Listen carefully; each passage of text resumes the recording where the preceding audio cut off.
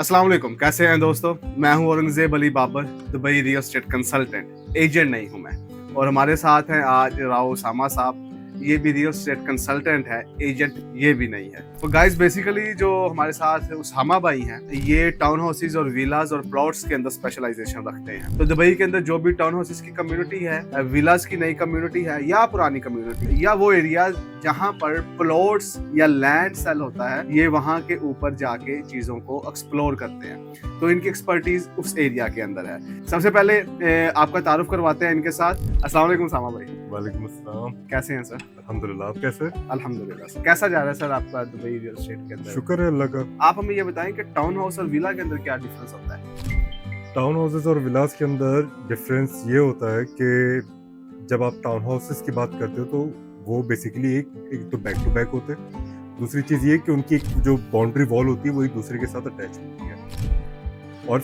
विलास, independent विलास जो होते हैं, वो उनकी बाउंड्री वॉल्स बिल्कुल बीच में उनके काफ़ी गैप होता है। एटलीस्ट 5 से 10 मीटर का तो गैप होता है इंडिपेंडेंट विलास में। दूसरा फर्क ये होता है टाउन हाउसेस में और विलास में, इन दोनों के साइजेस में बहुत फर्क होता है, बहुत ही ज़्यादा फर्क होता है। जैसे कि अगर आप दुबई के हवाले से अगर हम बात करें तो टाउन हाउसेस का जो एक एवरेज साइज चल रहा है टाउन हाउस का, एक 3 बेडरूम टाउन हाउस का, वो चल रहा है 2000 से 2200 स्क्वायर फीट के करीब, एक एवरेज। ठीक है। प्लस माइनस होता है 2000 से 3000 के दरमियान में। 2000 से 2500 के दरमियान में आप कह सकते हैं। ठीक है। और जब हम विला की बात करते हैं तो विला का जो एक एवरेज साइज है वो 4000 से 5000 स्क्वायर फीट के बीच चलता है। ठीक है। तो आप देख सकते हैं कि फर्क भी कितना आ गया साइज में, उस हिसाब से लेआउट्स वगैरह का। तो ये असल डिफरेंस। उसामा भाई मुझे ये एक बात बताएं कि जी। यार दुबई से बेहतर पाकिस्तान नहीं है? अगर पाकिस्तान में हम लैंड, प्रॉपर्टी या अपार्टमेंट खरीद लें, क्या फ़ायदा है? लेट्स सपोज मैं एक पाकिस्तानी इन्वेस्टर हूँ, आप मुझे क्या कह सकते हैं कि यहाँ पे लैंड खरीदने में क्या फ़ायदा है या विला खरीदने में क्या फ़ायदा है? दुबई की बात कर रहे हैं हम, जहाँ पे खरीदते हैं। सबसे पहला फायदा तो देखिए, आप पाकिस्तान का आपको पता है सारी चीज़ें, ठीक है। सबसे पहला जो फायदा है वो है आपकी सिक्योरिटी। ठीक है।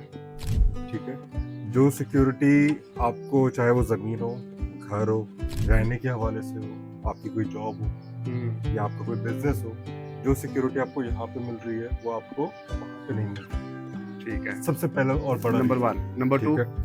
दूसरा रीज़न ये है कि यहाँ पर जितनी अपॉर्चुनिटीज़ है, यहाँ पे जिस तरह से दुबई ग्रो कर रहा है, जिस तरह से लोग आ रहे हैं और अभी आगे इसने और ग्रो करना है, ठीक है, तो यहाँ पे आपको काफ़ी अपॉर्चुनिटीज़ मिलेगी।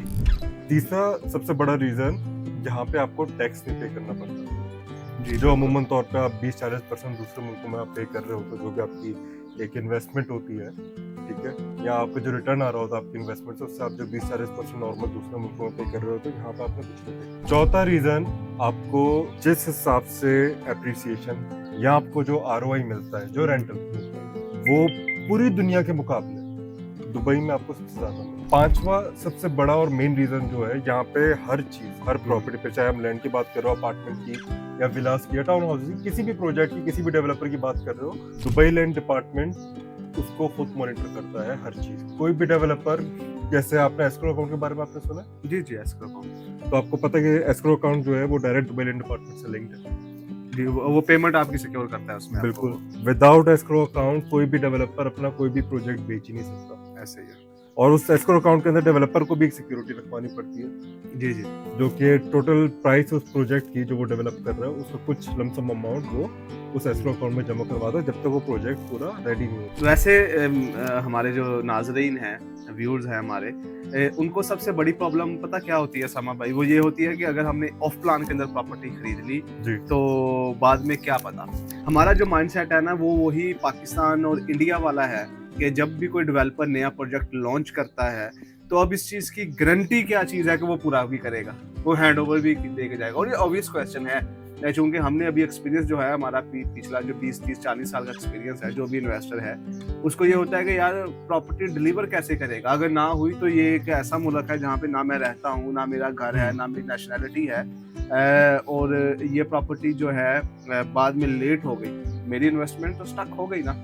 और बहुत सारे ऐसे लोग हैं जो इस रिस्क के ऊपर जो है प्रॉपर्टी परचेज नहीं करते, और एक जो उनको बेनिफिट्स मिलते हैं, फ्लेक्सिबिलिटी मिलती है पेमेंट के अंदर, कि जो उन्होंने 2 से 3 साल के अंदर पेमेंट करनी है, उनको कैश के ऊपर वो अपफ्रंट 100% पेमेंट करनी पड़ती है। तो अभी आपको मैं बताता हूँ कि अभी हम जिस कम्युनिटी के अंदर बैठे हैं ना, ये रिसेंटली, ये भी एक ऑफ प्लान कम्युनिटी है। तो ये भी ऐसे ही लोगों के अंदर चल रहा था कि ये जो है हैंड ओवर होगी या हैंड ओवर नहीं होगी, तो इसके ऊपर भी लोगों के जो है खदशात वैलिड होते हैं। लेकिन जब वो फर्स्ट और सेकंड और थर्ड टाइम पे आते हैं, तो ये जैसे ही जो उनके डाउट्स हैं ये कम होना शुरू हो जाते हैं। ये जो आप व्यूज देख रहे हैं अभी, ये देखें, ये अभी जो है हम डमैक की एक कम्युनिटी के अंदर हैं। ये वाली सारी की सारी जो कम्युनिटी है ये हैंड ओवर हो चुकी है ऑलमोस्ट। ये 3 साल पहले जो है ये सेल हुई थी, और ये अब ऑलमोस्ट जो है वो कंप्लीट हो चुकी है। आप देख सकते हैं ये सारे, ठीक है जी। ये इसका अपार्टमेंट है, मैं आपको इसकी भी थोड़ी सी दिखा सकता हूँ। ये मास्टर 1 बेडरूम है, ठीक है जी, ये आप देख सकते हैं। साथ साथ तो ये जो उनकी प्रॉब्लम होती है ना कि पता नहीं हमारी प्रॉपर्टी हैंड ओवर होगी या प्रॉपर्टी हमारी हैंड ओवर नहीं होगी, तो ये उनके लिए है। और ये मैं आपको एक मजे की बात दिखाता हूँ। ये सामने देखें, ये सामने जो है कंस्ट्रक्शन चल रही है। एक फेज के अंदर कंस्ट्रक्शन कंप्लीट हो गई है और दूसरे के अंदर चल रही है। ये अभी मैं आपको लेके जाता हूँ। और ये वाला जो उसका क्लस्टर था, ये ऑलमोस्ट जो है पिछले साल जो है लॉन्च हुआ है 2024 के अंदर। ये देखिए, ये कंस्ट्रक्शन यहाँ पे चल रही है, देख सकते हैं आप, ठीक है जी। तो ये देखिए, ये कंस्ट्रक्शन चल रही है और ये कंप्लीट हो गई है। तो इतना डिफरेंस होता है। तो ये आपने व्यूज देखे। उसामा भाई, आपने देखा कोई प्रोजेक्ट जो इतना बड़ा टाउन हाउस और विलास का लॉन्च हुआ और उसके बाद डिलीवरी ना हुआ? तो देखिए, लोगों के जहन में ये डर है और जायज डर है, इसमें कोई शक नहीं है कि उनके जहन में डर नहीं आएगा, खासतौर पर उन लोगों के जो यहाँ रहते हैं, जी जी, जो यहाँ के मकामी नहीं, रहायशी नहीं, ठीक है। अब क्या है कि सबसे पहले तो ये, और ये डर किस वजह से, उसकी भी मैं आपको वजह बता दूं। 2010 से पहले चीजें हुई है।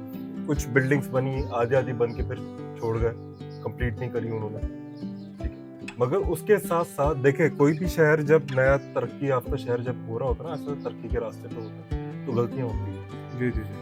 हर बड़े से बड़े शख्स से, हर बड़े से बड़े, कोई फरिश्ता तो है नहीं, ठीक है, गलतियां सबसे होती हैं। ये जो आज के टाइम पे आप इतनी सिक्योरिटी दुबई में देख रहे हो, जो सेफ्टी के हवाले से, बिजनेस के हवाले से, अपॉर्चुनिटीज के हवाले से, किसी भी चीज़ के हवाले से आप इतनी सिक्योरिटीज देख रहे हो, जो लोग रूल्स वगैरह फॉलो कर रहे हैं, ये वक्त के साथ ही बदला हुआ है। ऐसे ही है, ठीक है। एस्क्रो अकाउंट बाद में अनाउंस होने की सबसे बड़ी वजह ये थी कि दुबई लैंड डिपार्टमेंट हर प्रोजेक्ट को, हर डेवलपर के प्रोजेक्ट को मॉनिटर कर सके अपने बैक एंड। जी जी। एक कस्टमर की सेफ्टी प्रोवाइड हो, ठीक है, कस्टमर को एक सेफ्टी प्रोवाइड हो। दूसरी चीज ये कि देखिए, भले इतनी ही सेफ्टी है, हर चीज है, वो सारी बातें अपनी जगह, मगर जब कोई एक बायर आता है ना, जब कोई इन्वेस्टर आता है, तो उसको चाहिए कि अपनी वो रिसर्च करे प्रॉपर, ठीक है। अगर वो किसी भी, चाहे वो एक स्टूडियो क्यों ना लेगा, जिससे ले रहा है, ठीक है, उसकी हिस्ट्री के, बैकग्राउंड हिस्ट्री के, उस डेवलपर कितने वो प्रोजेक्ट्स रेडी कर चुके हैं, ठीक है, सही है। जो उनके रेडी प्रोजेक्ट्स है, उसमें इन्वेस्टर ने कितना रिटर्न कमाया, सही, कितना कैपिटल एप्रिशिएट हुआ उनका प्रोजेक्ट, तो कैपिटल एप्रिसिएशन हो गया। जी जी। तो ये सारी चीजें मायने रखती है। और देखिए, हकीकत बताऊं तो एक नया इन्वेस्टर जो कि दुबई में है भी नहीं, उसको ये सारी चीजें इंफॉर्मेशन हासिल करना, खासतौर पे एक ऑथेंटिक इंफॉर्मेशन हासिल करना थोड़ा मुश्किल होता है जी।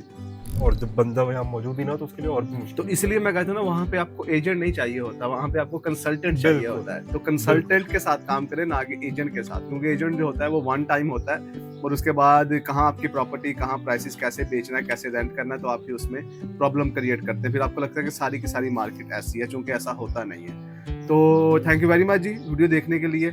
मिलते हैं अगली वीडियो के अंदर।